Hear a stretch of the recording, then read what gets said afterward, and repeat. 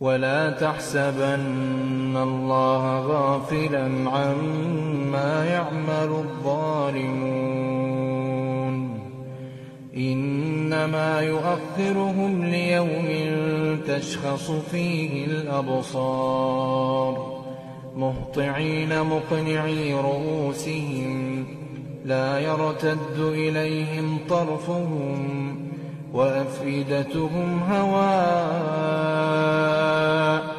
وأنذر الناس يوم يأتيهم العذاب فيقول الذين ظلموا ربنا أخرنا إلى